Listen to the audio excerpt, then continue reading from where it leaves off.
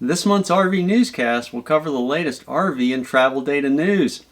October 2024 RV production numbers are out, and we'll cover the latest travel data so you can better gauge if it's time to buy, sell, or hold an RV. Later in the news, we'll discuss the huge multi-state ban on motorhomes that is planned to go into effect in 2025. I'm John Marucci. Let's get started with the news. On November 24th, 2024, the RVIA posted the latest RV wholesale shipment data for October 2024. Production increased compared to the prior year with 30,595 total RVs shipped in October, up 7.84% from October 2023. October 2024 was the lowest production for any October besides 2023 since before 2016.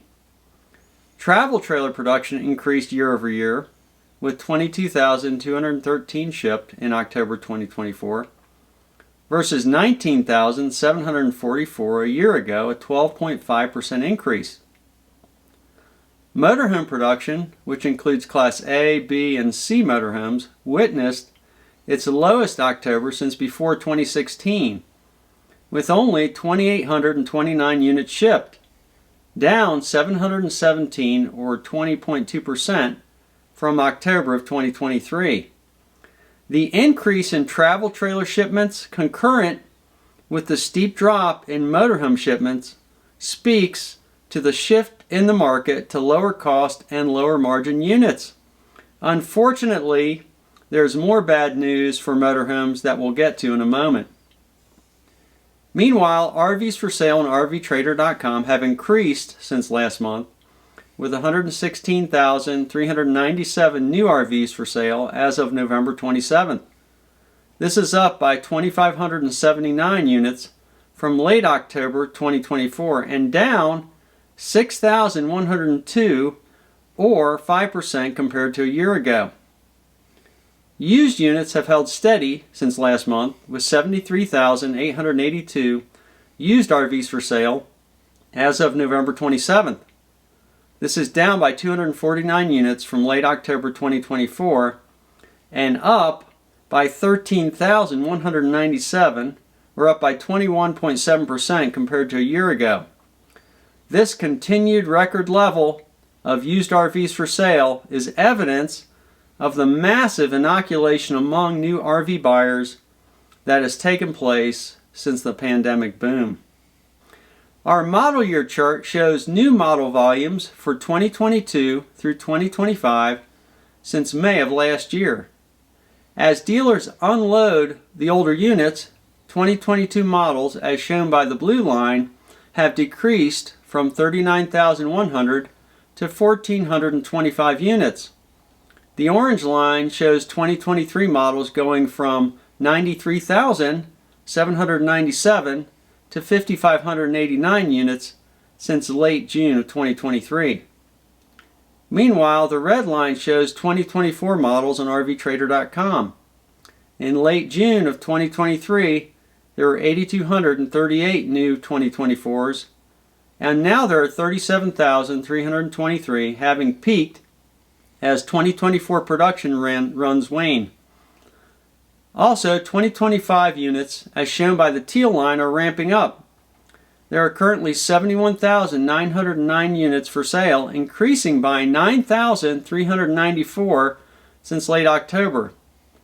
As we'll see in the following chart, the industry seems to be overproducing 2025 models. When we look at the model year data by number of weeks on market, surprisingly, we see that 2025's, the teal line, is ramping up quicker than 2024's of the red line at the same number of weeks on market. Also, the 2024's are falling off faster than the 2023's of the orange line. The 2024 model year looks like a historically low production run that ended about 4 or 5 months ago. As a reminder, many but not all dealers advertise on RVTrader.com to sell inventory. It remains an excellent proxy for overall dealer inventory. You can follow my account on X at John Marucci to receive weekly updates on this data. For the high-end market, Inventory levels for Colonial Airstream in Millstone Township, New Jersey, the nation's second largest Airstream dealer, show a glut of in-stock units. As of November 27th, Colonial currently has 122 new units on the lot for sale with 17 spoken for. This has lowered their order book, which now stands at 47 versus 69 in late October. Their order book has decreased sharply over the past month as they seem to be pausing new orders. I looked at what models they are ordering, and most seem to be higher price trims. There are only 2 Flying Cloud models out of the 47 units on order.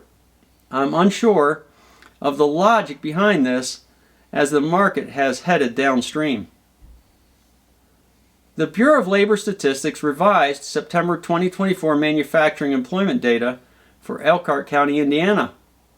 The September 2024 manufacturing employment level sat at 62,300, decreasing slightly from the prior month. The September number is below September 2016, which was 8 years ago. The BLS is forecasting manufacturing employment to decline again for October of 2024 as production continues to wane. Gas prices have decreased in the past month. According to AAA, the current national average price as of November 28th was $3.06 per gallon for regular unleaded, down 6.5 cents from a month ago and down 18.1 cents per gallon from a year ago. An RV trip of 3,000 miles at 10 miles per gallon would cost $920 now versus $974 a year ago, a 5.6% decrease. Diesel prices have also decreased in the past month and currently sit at $3.55 per gallon, down about a penny and a half from a month ago and down about 68 cents from a year ago. A similar 3,000 mile trip getting 12 miles per gallon would cost $889 now versus $1,058 a year ago, a 16% decrease. In early November, a story broke that detrimentally affects the RV industry and motorhome sales. Motorhomes, which include Class A, B, and C models, have had a tough year and have seen a steady decline since the beginning of 2021, especially during 2024. The latest impact is from an environmental regulation, the Advanced Clean Truck Act, coming out of California, which several other states are complying with. The gist of the new regulation means that motorhome shipments and sales in these states will stop in 2025 and beyond. 10 states besides California have adopted the CARB Act rule. Massachusetts, New Jersey, New York, Oregon, and Washington will take effect with the 2025 model year, while regulations in Vermont will take effect with the 2026 model year, and those in Colorado, Maryland, New Mexico, and Rhode Island with the 2027 model year. This represents 30% of the entire population of the U.S. While we don't have RVA shipment numbers per state, we can assume it will affect about the same percentage of motorized RVs. So roughly 30% of motorized shipments will likely disappear starting in 2025. This is a massive hit since higher priced motorhomes are a disproportionately large percentage of revenue from manufacturers. The regulation applies to motorhome chassis manufacturers and requires that for every 3 internal combustion engine chassis sold, 1 EV chassis must be sold, a requirement that can't be met currently by any motorized RV chassis manufacturer. Therefore, no motorized RVs can be sold or registered in California and other complying states unless an exception is made. Here's a quick history of the issue. In 2021, the California Air Resources Board, or CARB, established zero-emission vehicle standards for medium and heavy-duty vehicles with over 8,500 pounds gross vehicle weight rating, or GVWR.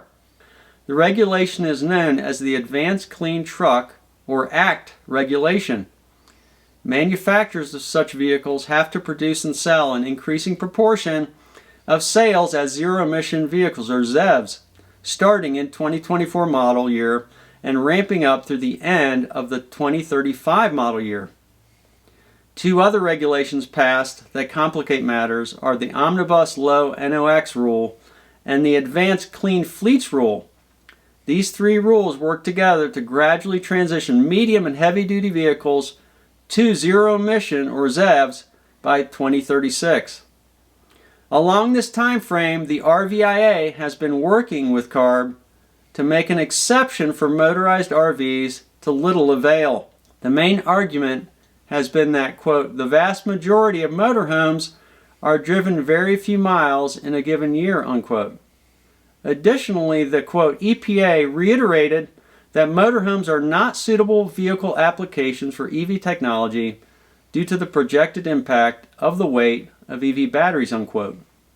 Another argument for an exception made by the RVIA to the CARB Act rule was that based on first-year miles driven by motorhomes sold in California, based on less than 6,000 units shipped, versus other trucks over 8,500 pounds, which is greater than 130,000 units shipped, that, quote, motorhomes represent only 11.8 million miles versus 4.8 billion miles for medium and heavy-duty trucks, making it obvious that an exemption for motorhomes will not have an adverse impact or environmental concerns, unquote.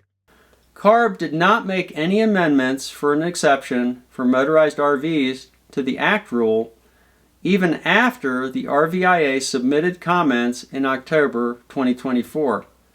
So, quote, the only way these suppliers feel they can meet the Act requirement on motorhomes is to not sell into the 6 Act states starting in 2025.